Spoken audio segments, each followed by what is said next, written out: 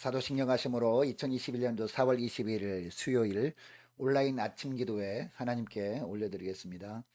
전능하사 천지를 만드신 하나님 아버지를 내가 믿사오며 그 외아들 우리 주 예수 그리스도를 믿사오니 이는 성령으로 잉태하사 동정녀 마리아에게 나시고 본디오 빌라도에게 고난을 받으사 십자가에 못 박혀 죽으시고 장사한 지 사흘 만에 죽은 자 가운데서 다시 살아나시며 하늘에 오르사 전능하신 하나님 우편에 앉아 계시다가 저리로서 산자와 죽은 자를 심판하러 오시리라. 성령을 믿사오며 거룩한 공회와 성도가 서로 교통하는 것과 죄를 사하여 주시는 것과 몸이 다시 사는 것과 영원히 사는 것을 믿사옵나이다. 아멘. 찬송가 424장 찬송하겠습니다.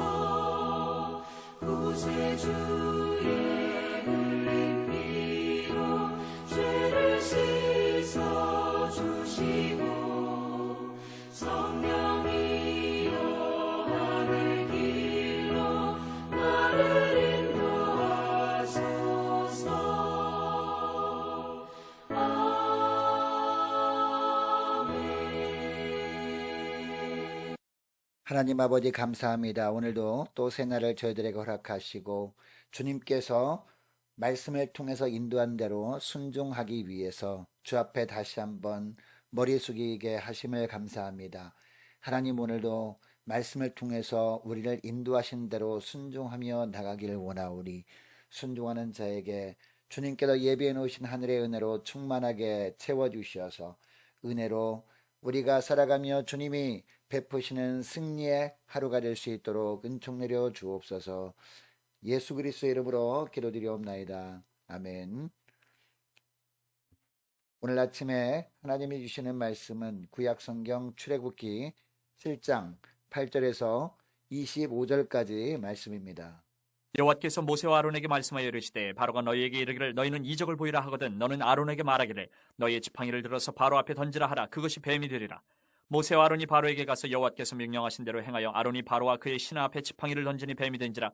바로도 현인들과 마술사들을 부르매 그 애굽 요술사들도 그들의 요술로 그와 같이 행하되 각 사람이 지팡이를 던지며 뱀이 되었으나 아론의 지팡이가 그들의 지팡이를 삼키니라.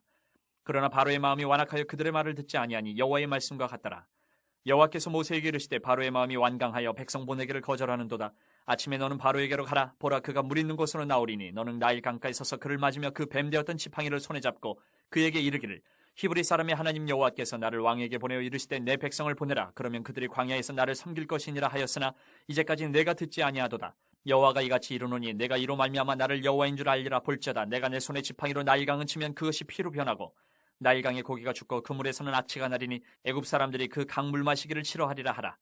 여호와께서 또 모세에게 이르시되 아론에게 명령하기를 내 지팡이를 잡고 내 팔을 애굽의 물들과 강들과 운하와 못과 모든 호수 위에 내밀라 하라. 그것들이 피가 되리니 애굽 온 땅과 나무 그릇과 돌그릇 안에 모두 피가 있으리라. 모세와 아론이 여호와께서 명령하신 대로 행하여 바로와 그의 신하의 목전에서 지팡이를 들어 나일강을 치니 그 물이 다 피로 변하고 나일강의 고기가 죽고 그 물에서는 악취가 나니 애굽 사람들이 나일강 물을 마시지 못하며 애굽 온 땅에는 피가 있으나 애굽 요술사들도 자기들의 요술로 그와 같이 행함으로 바로의 마음이 완악하여 그들의 말을 듣지 아니하니 여호와의 말씀과 같더라. 바로가 돌이켜 궁으로 들어가고 그 일에 관심을 가지지도 아니하였고 애굽 사람들은 나일강 물을 마실 수 없으므로 나일강가를 두루 파서 마실 물을 구하였더라. 여호와께서 나일강을 치신 후 이래같이 나니라. 여러분, 오늘날 세상에는 진리가 상대화되어 버린 지 오래입니다. 하나님의 말씀만이 진리라고 하면 편협하고 독선적인 사람이라고 취급해 버립니다. 저마다 각자 생각하는 바를 존중해 줘야지 너무 자기가 믿는 것만 진리라고 하면 안 된다고 합니다. 그래도 진리를 외치면 그 증거를 대보라고 합니다. 하나님이 살아계시다는 증거를 보여보라는 겁니다. 그러나 정작 하나님의 행하시는 것을 보고서도 믿지 않습니다. 이것이 오늘날 우리들이 사는 세상이고 모세 시대의 애굽의 모습이었습니다. 자, 오늘 우리가 읽은 8절부터 보면 모세와 아론이 하나님의 명령대로 바로 앞에 섰을 때 바로가 말합니다. 너희가 믿는 하나님이 참신이라는 증거를 보여보라 라는 겁니다. 그래서 모세와 아론은 하나님이 말씀하신 대로 행합니다. 바로 앞에서 지팡이가 뱀이 되게 하는 이적을 보인 겁니다. 여러분, 이때 하나님께서 왜 하필 지팡이가 뱀이 되게 하신 것일까요? 뱀은 당시 바로의 왕권을 상징하는 동물이었거든요. 여러분, 이때 하나님은 아론이 들고 있던 지팡이가 뱀이 되게 했다가 또 뱀의 꼬리를 잡으면 다시 지팡이로 변하는 기적을 보여주시면서 바로 왕에게 무엇을 깨닫게 하시고자 하신 것일까요?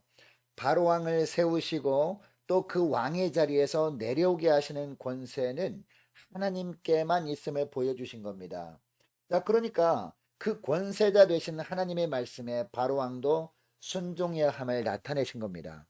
그런데 바로왕은 이런 기적을 보고도 하나님 앞에 굴복하지 않습니다. 오히려 애굽의 마술사들을 불러서 마술로 비슷한 것을 행하게 합니다. 지팡이가 뱀이 되게 하는 마술을 보이게 한 겁니다. 그런데 어떻게 됩니까? 12절에 보니까 아론의 지팡이가 마술사들의 지팡이를 삼켜버립니다. 그러니까 하나님께서 아론의 지팡이를 통해 일으키신 것은 진짜 기적이었지만 바로의 마술사들이 행한 것은 눈속임에 불과했던 겁니다. 여러분, 이것을 바로도 알고 있었습니다.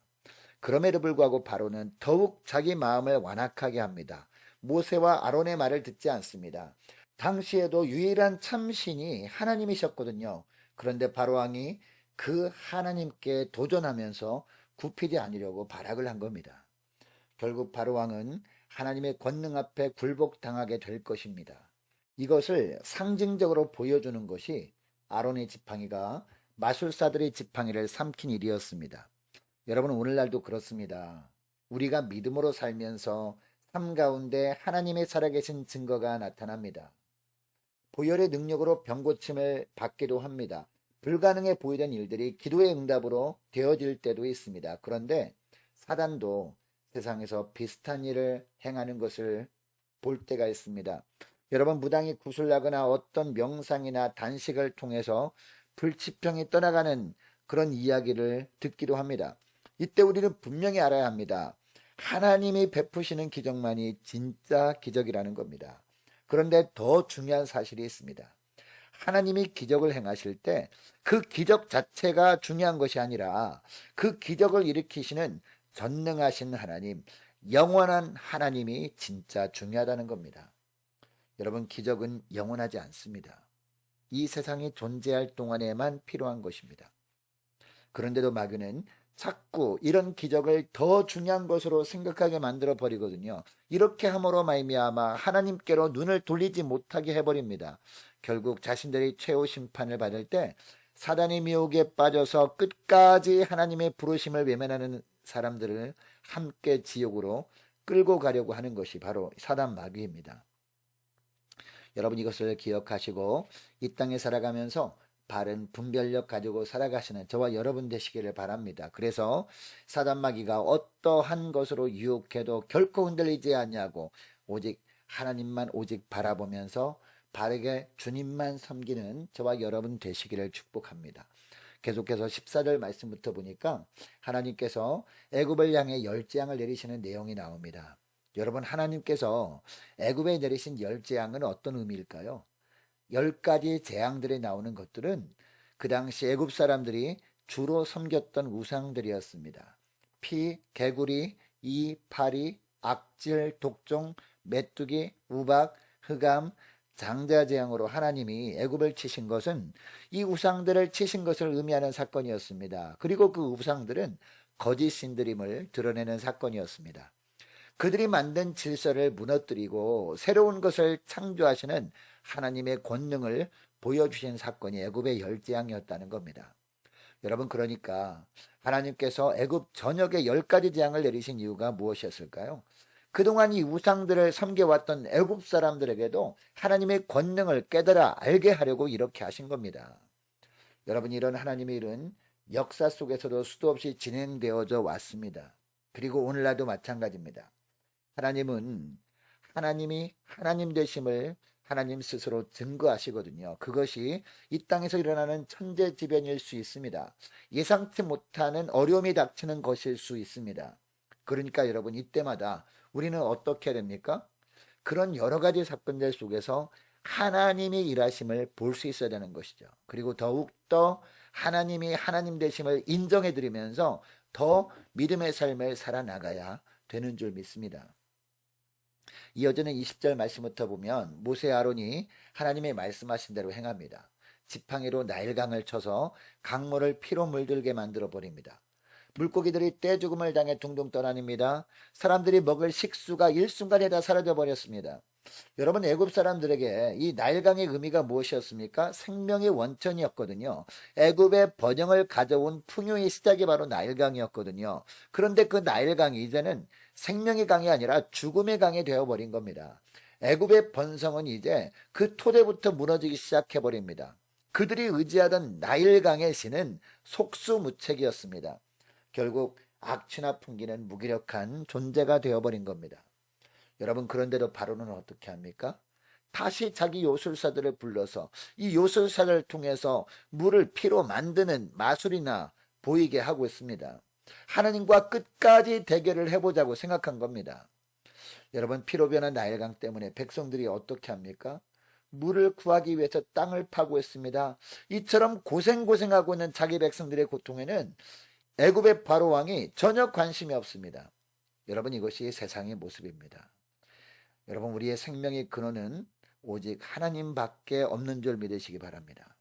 이것을 기억하시고 하나님의 능력만을 절대 신뢰하고 유일한 생명의 원천 되신 하나님 앞에서 겸손하게 믿음의 길을 걸어가시는 저와 여러분 되시기를 주의 이름으로 축복합니다. 자, 오늘 말씀을 기억하고 함께 기도하기를 원하는 것은요, 이렇게 기도했으면 좋겠습니다. 하나님, 사단이 어떤 것으로 유혹해와도 흔들리지 않고 이 땅에서 일어나는 다양한 사건들 속에서 하나님이 일하심을 보면서 오직 하나님만 바르게 섬기게 하여 주옵소서. 간절히 기도했으면 좋겠습니다. 하나님, 하나님의 능력만을 절대 신뢰하면서 믿음의 길을 걸어가도록 도와달라고 함께 기도하기를 원합니다. 자, 오늘 수요일입니다. 수요 예배를 위해서 함께 기도하기를 원하고 모든 공예배가 회복되게 주옵소서. 많은 환우들이 있습니다. 환우들을 위해서 기도해 주시기 바라고 고3 수험생들과 선교사님들을 위해서, 나라 민족을 위해서 저와 여러분이 가지고 나온 기도 제목을 놓고 자, 우리 함께 기도하겠습니다.